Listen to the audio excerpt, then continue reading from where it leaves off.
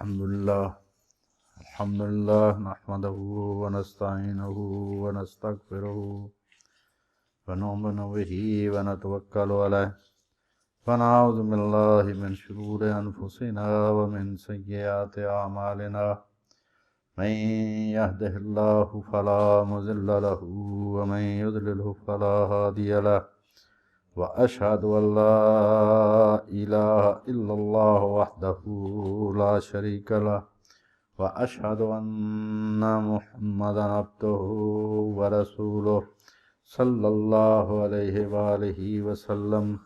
अऊज़ु बिल्लाहि मिनश शैतानिर रजीम। बिस्मिल्लाहिर रहमानिर रहीम।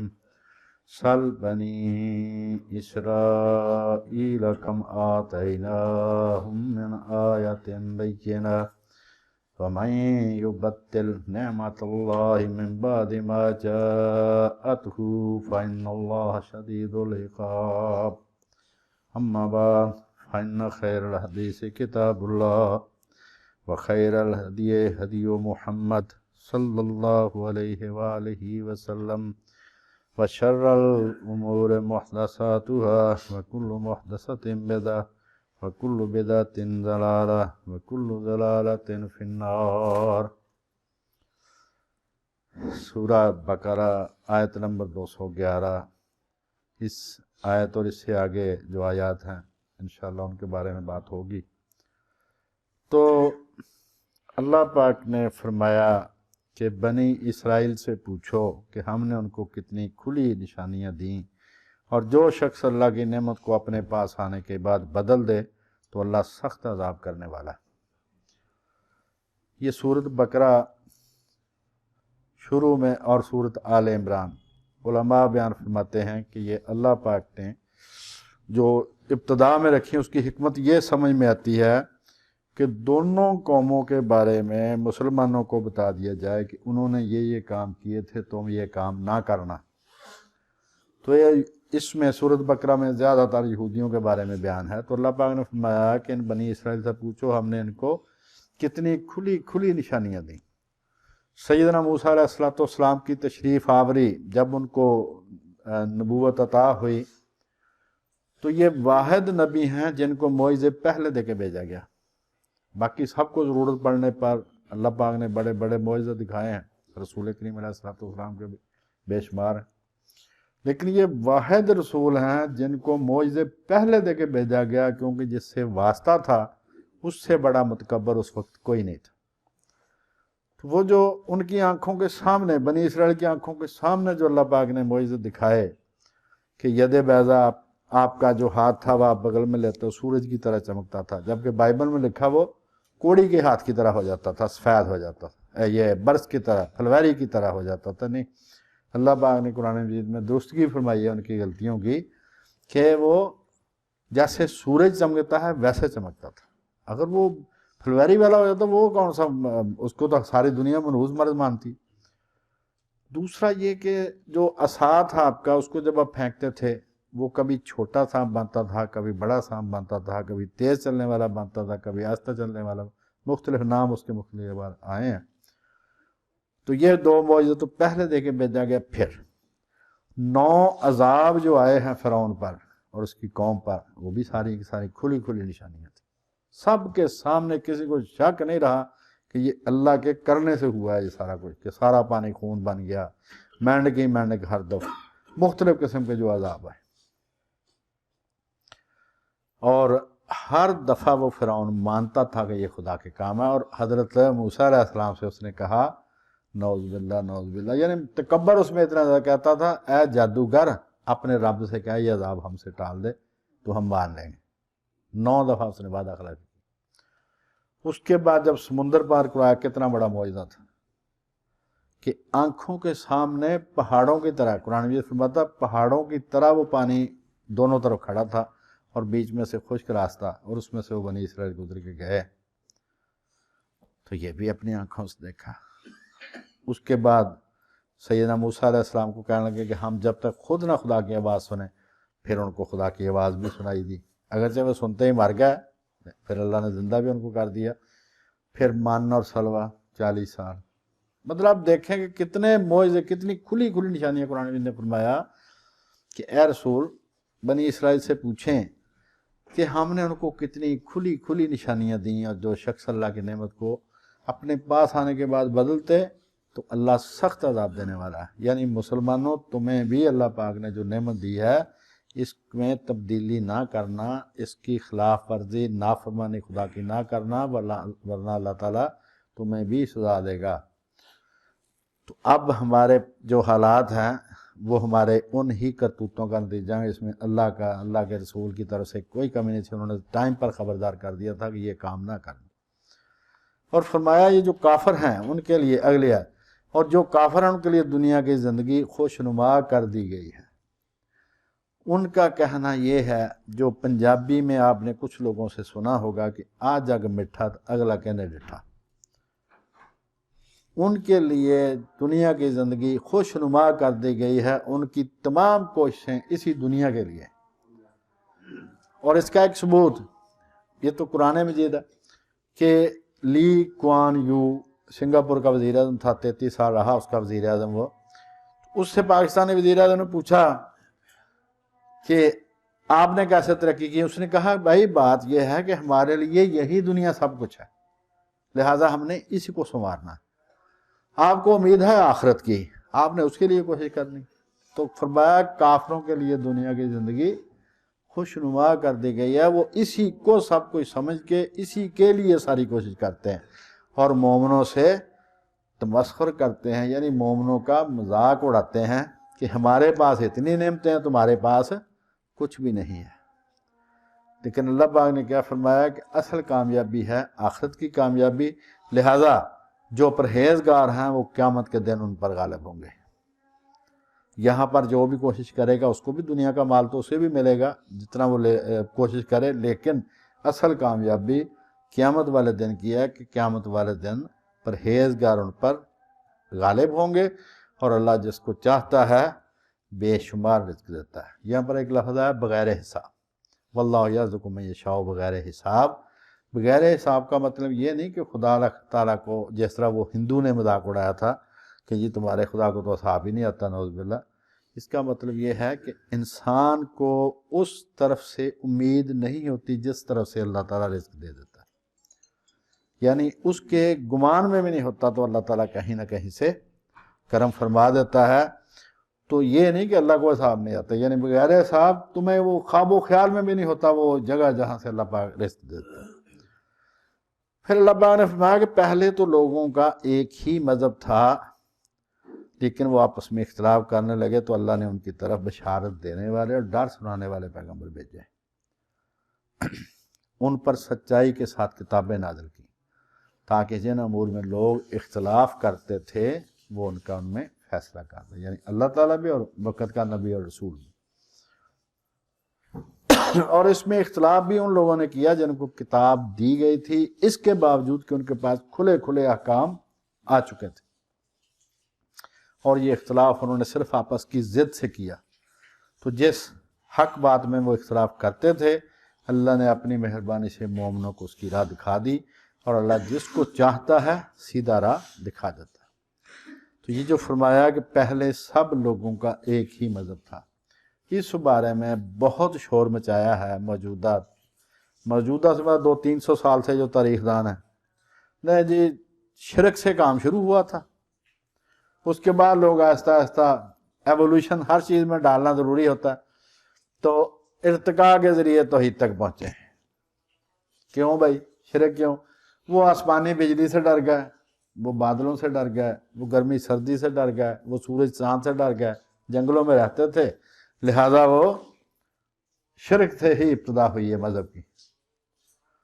تو بھائی بات یہ ہے کہ جو ڈر ہے، ایک عالم لکھتے ہیں کہ ڈر کس چیز کا ہوتا ہے؟ زوال نعمت کا۔ اگر کسی کے پاس ہے کوئی ایک ننگا چلا جا رہا ہے، اس کو ڈاکوؤں کا کیا ڈر ہے؟ اس کے پاس ہے ہی کچھ نہیں اتارنے کے لیے، تو کیا اتاریں گے اس کا؟ جس کے پاس کچھ ہوگا صرف ڈر اس کو ہوگا، جس کے پاس کوئی نعمت ہوگی نعمت کے زوال کا ڈر بھی صرف اسی کو ہوگا۔ اس کا مطلب یہ کہ اس ڈر سے پہلے کسی نہ کسی عطا کرنے والے کا تصور ان کے ذہن میں تھا۔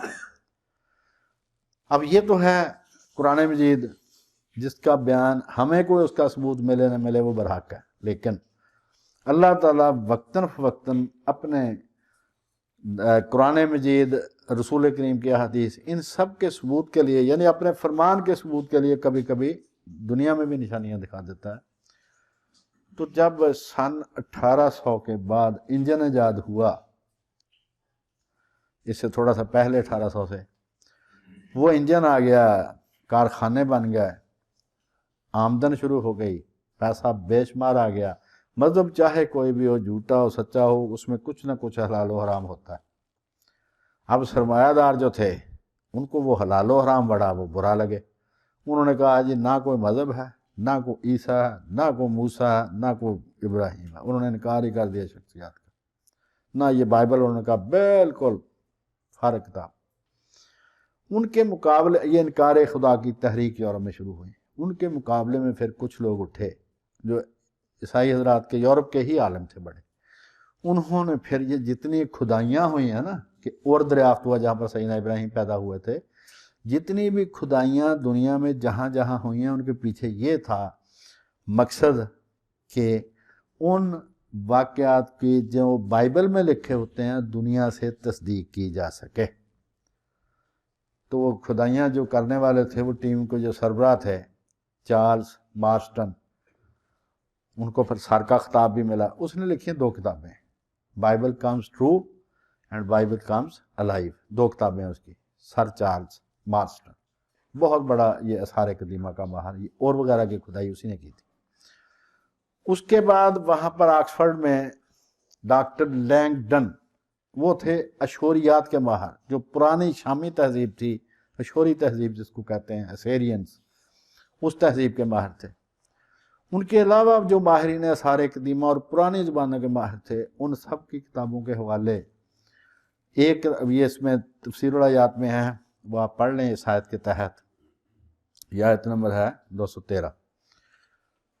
انہوں نے کہا کہ ہمیں جتنے ثبوت ملے ہیں، جتنے پرانے کتبے ملے ہیں، کیونیفارم ایک خط کی شکل تھی، رسم الخط تھا، اس کے ماہر تھے ڈاکٹر لینگڈن۔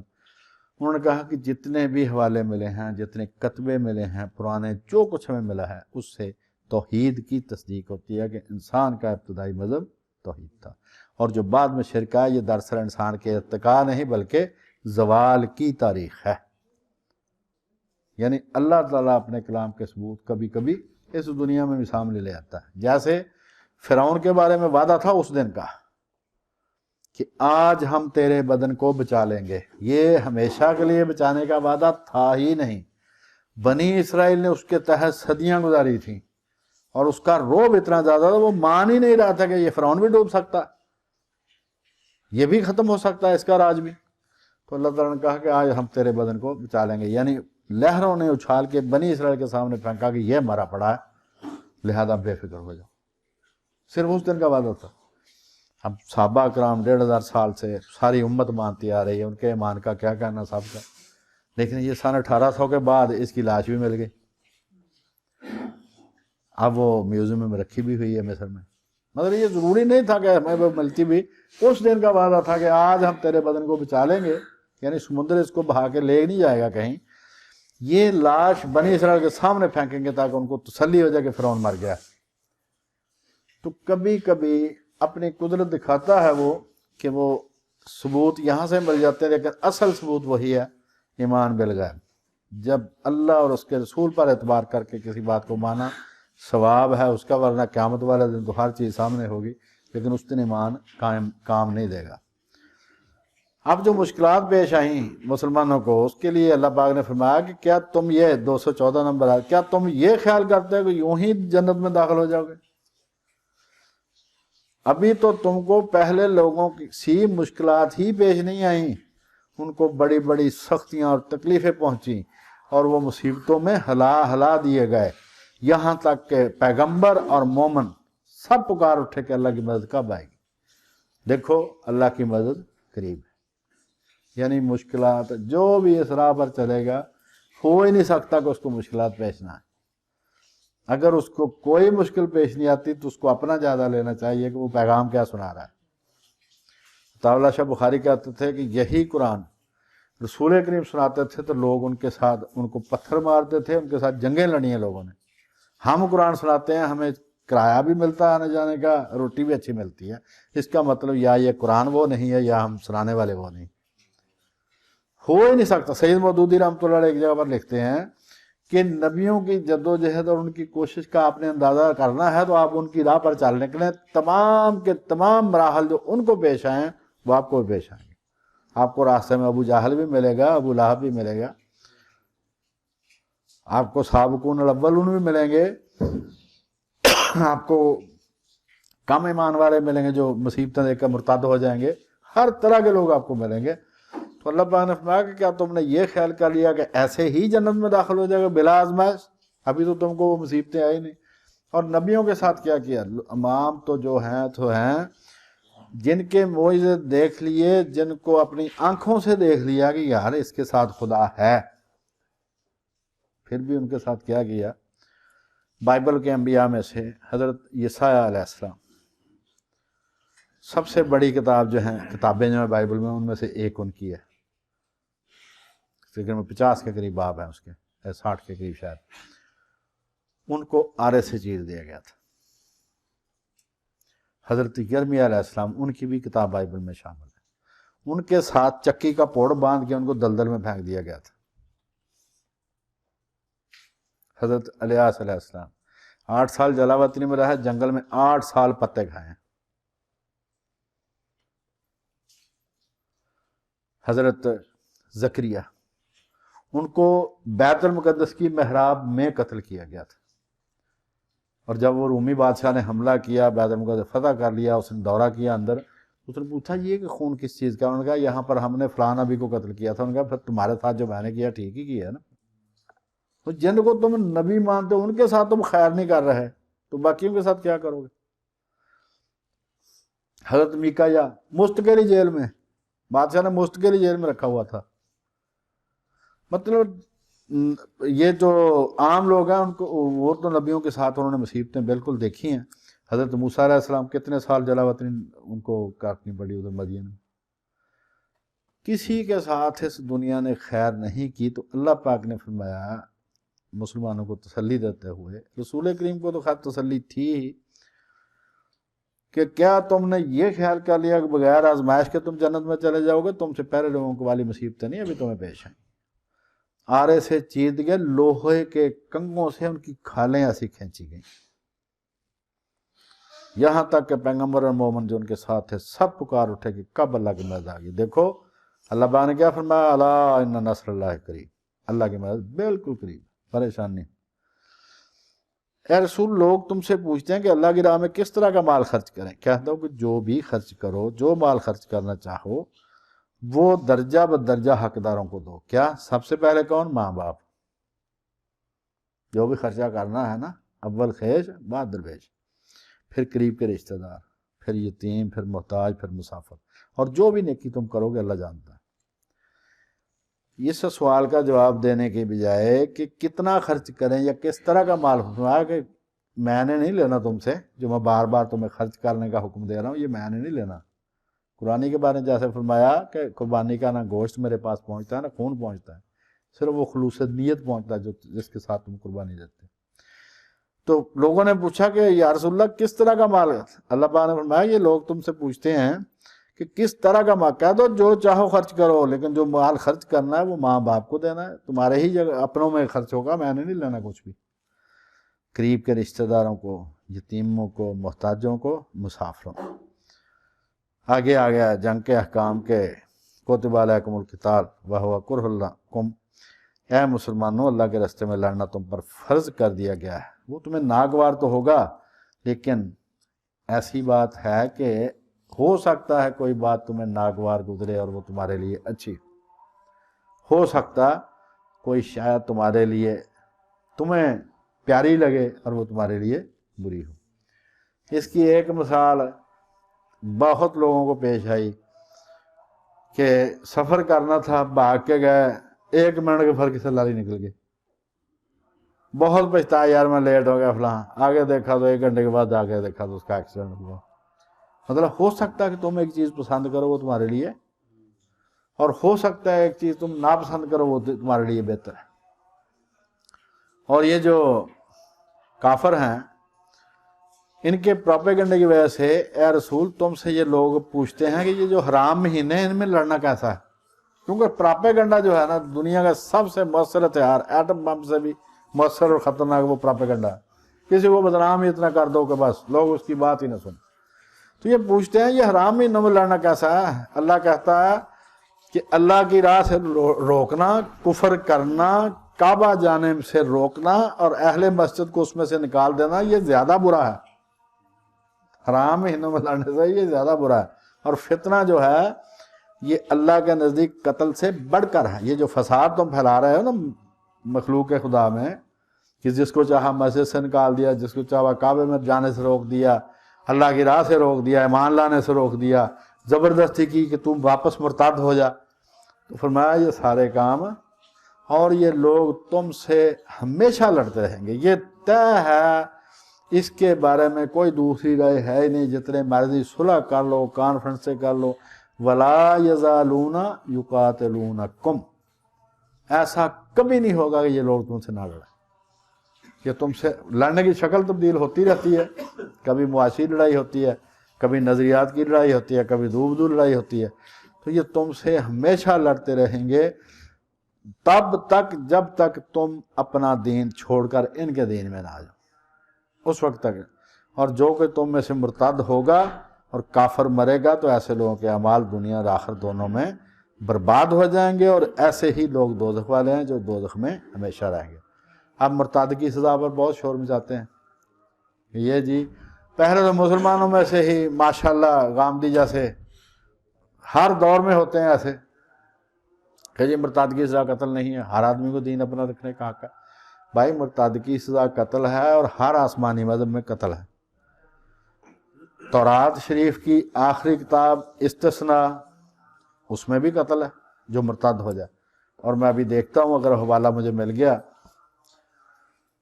ہاں جی یہ ہے جی استثناء 13واں باب ہے، 6 تا 11 نمبر آتا ہے، یعنی تورات کی 5 کتابیں ہیں جس کو ہم صورتیں کہہ لیں اپنی بولی میں سمجھنے کے لیے، جو آخری صورت ہے اس کی استثناء، اس کا 13واں باب ہے اور 6 تا 11 آتا ہے۔ وہاں پر فرمایا گیا کہ اگر تیرا بھائی یا تیری ماں کا بیٹا یا تیرا بیٹا یا بیٹی یا تیری بیوی یا تیرا دوست جس کو تو اپنی جان کے برابر عزیز رکھتا ہے تجھ کو چپکے چپکے پھسلا کر کہے کہ چلو ہم اور دیوتاؤں کی پوجا کریں، یعنی خدا کے علاوہ کسی اور دیوتا کی پوجا کریں جن سے تو اور تیرے باپ دادا واقف نہیں، یعنی ان لوگوں کا دیوتا جو تیرے ارد گرد رہتے ہیں یا تجھ سے دور زمین کے اس سرے سے اس سرے تک بسے ہوئے ہوں، تو اس کے ساتھ رضامند نہ ہونا، نہ اس کی بات سننا، تو اس پر ترس بھی نہ کھانا، نہ اس کی رعایت کرنا، نہ اسے چھپانا، بلکہ تو اس کو ضرور قتل کرنا، اور اس کو قتل کرتے وقت تیرا ہاتھ سب سے پہلے پڑے۔ جو گواہ ہے یہودی قانون کے مطابق سب سے پہلے جو بھی سزا ہوتی تھی وہ سب سے پہلے گواہ کو کہا جاتا ہے تو شروع کر، تو نے گواہی دی ہے نا کہ اس آدمی نے جرم کیا، لہذا اگر تیری گواہی سچی ہے تو چل شروع کر۔ تو جس نے جھوٹی گواہی دیتی ہوتی تو وہ واپس چلا جاتا ہے، نہیں پھر اس مجرم کو بری کر دیا جاتا ہے۔ یعنی تیرے ساتھ اس نے بات کی کہ آؤ بتوں کی پوجا کریں، تو اب تو اس کو ضرور قتل کرنا، اور قتل کر وقت پہلا وار تم کرنا، اس کا مطلب یہ ہے، اور اس کے بعد قوم کا ہاتھ، اور تو اس کو سنگسار کرنا تاکہ وہ مر جائے، یعنی ان کو سنگسار کرنا، دوسری سزا نہیں دینی۔ جو مرتد ہو جائے یا بتوں کی پوجا کرے ایمان لانے کے بعد، کیونکہ اس نے تجھ کو خداوند تیرے خدا سے جو تجھ کو ملک مصر یعنی غلامی کے گھر سے نکال لایا سے ہٹانا چاہا ہے۔ جس اللہ نے تم پر اتنا بڑا احسان کیا تھا، فرعون سے نجات دی، غلامی سے نجات دی، اب وہ کہتا ہے کہ اس کو چھوڑ کے دوسروں کی پوجا کر، تو اس نے تجھے تیرے رب سے پرے کرنا چاہا، لہذا اس کی سزا سنگسار ہے۔ تب سب اسرائیل سن کر ڈریں گے، اسرائیل سے مراد بنی اسرائیل، اور تیرے درمیان ایسی شرارت نہیں کریں گے۔ اگر تم ایسی سزا دو گے تو پھر وہ کسی اور کو تبلیغ نہیں کریں گے کہ آؤ بتوں کی پوجا کریں یا مرتد ہو جائیں۔ اور encyclopaedia of religions and ethics بہت معتبر کتاب ہے، 14 جلدوں میں ہے یہ، والیوم 1 ہے، پیج ہے 623۔ اس میں لکھا ہے کہ عیسائیت میں، یہ یہودیوں کا حوالہ تھا چونکہ یہودی عیسائی بھی اسی کتاب کو مانتے ہیں لہذا ان پر بھی بائنڈنگ ہے، لیکن ایک اور بھی حوالہ کہ عیسائیت میں جان بوجھ کر مرتد ہونا ایک ناقابل معافی جرم تھا جو قتل اور زنا کے برابر تھا۔ اب ہمیں مطلب مشورے دیے جا رہے ہیں۔ تو یہ جو پروٹیسٹنٹ پادری ہے، ہیرس اس کا نام تھا، کچھ 150 سال پہلے اس نے کچھ رسالے لکھے تھے، اس میں سے ایک رسالے میں لکھتا ہے کہ یہ جو کیتھولک ہے نا ہمارے خلاف، ان کا یہ قانون بھی رہا ہے اور فتویٰ بھی رہی ہے کہ جو پروٹیسٹنٹ بن جائے اس کو قتل کر دو۔ تو یہ حوالہ بھی اس میں لکھا ہوا ہے۔ بہرحال یہ کوئی مسلمانوں نے نہیں نیا کام کیا، یہ خدا کی طرف سے قانون ہے کہ جو بھی مرتد ہوگا اس کی سزا قتل ہے۔ تو اللہ تعالیٰ سے دعا ہے کہ اللہ تعالیٰ ہمیں اپنے دین کی سمجھ اور اس پر صحیح عمل کی توفیق عطا فرمائے۔ آخر دعوانا الحمدللہ رب العالمین۔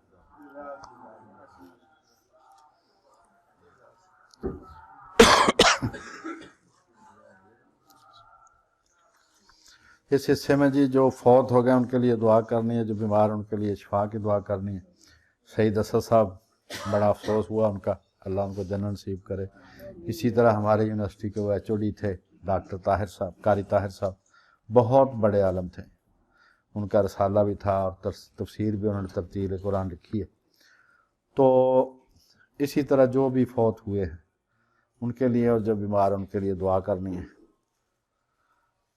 الحمدللہ رب العالمین الرحمن الرحیم اللہم صلی علی محمد وعلی آل محمد کما صلیت علی ابراہیم وعلی آل ابراہیم انک حمید مجید اللہم بارک علی محمد وعلی آل محمد کما بارکت علی ابراہیم وعلی آل ابراہیم انک حمید مجید لا الہ الا انت سبحانک انی کنت من الظالمین ربنا اغفر لی ولوالدی وللمؤمنین یوم یقوم الحساب اللہم اغفر لہم وارحمہم واعف عنہم وعظہم من عذاب القبر ومن عذاب النار وصلی علیہم وأورثہم علی حوض نبیک صلی اللہ علیہ وآلہ وسلم وادخلہم الجنہ اللہم اشف انت الشافی لا شفاء الا شفاؤک شفاء اللہ یغادر سقما صلی اللہ تعالی علی رسول خیر خلقہ سیدنا و مولانا محمد وعلی آلہ و اصحابہ اجمعین برحمتہ۔